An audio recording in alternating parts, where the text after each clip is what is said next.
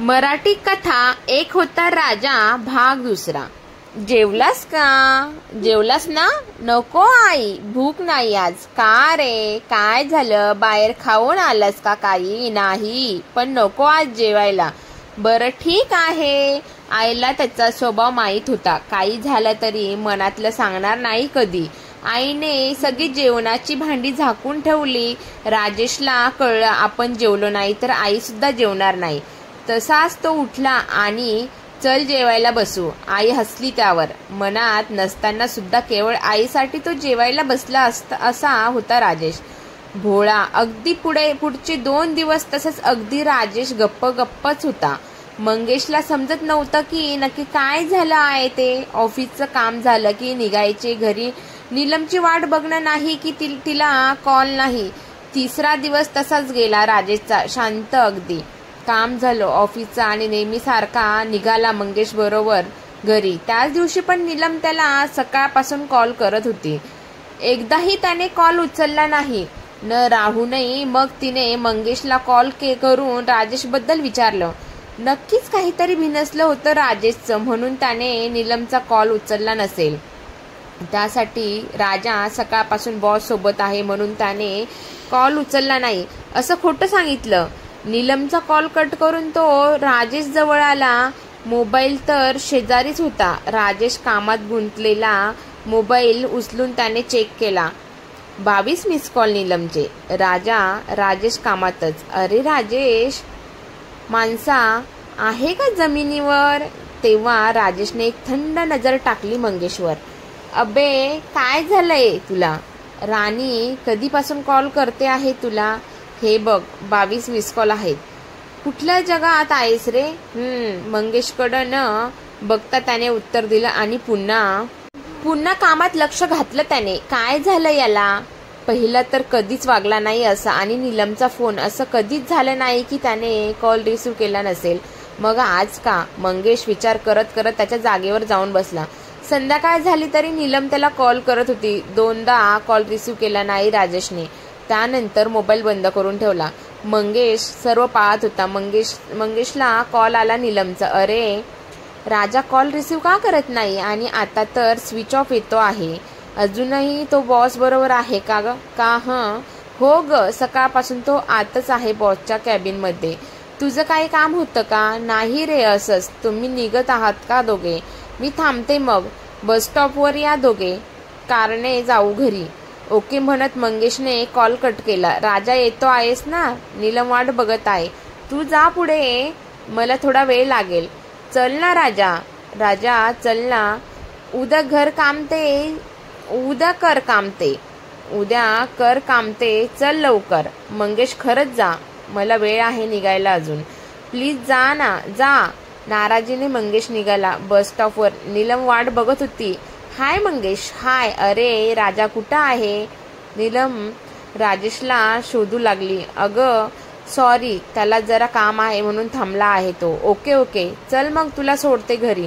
नको ग, जाईन ट्रेनने। नीलमने त्याचा हात पकडला आणि गाडीत बसवलं। म्हणे जाईन ट्रेनने? काय झालं रे तुम्हा दोघांना? तसं नाही ग, पण राजा नाही ना सोबत, म्हणून। किती वेळ कॉल केली त्याला? एवढं काय बिझी आहेत आज राजे? आज खूप काम आहेत ना त्याला? बरं, काही काम असेल तर सांग मला, मी सांगेन तुझा निरोप त्याला। हे घे म्हणत नीलमने साखरपुड्याची निमंत्रण पत्रिका मंगेशच्या हातात ठेवली। मंगेश डचकला। अरे हे काय माझ्या एंगेजमेंटचे इन्व्हिटेशन?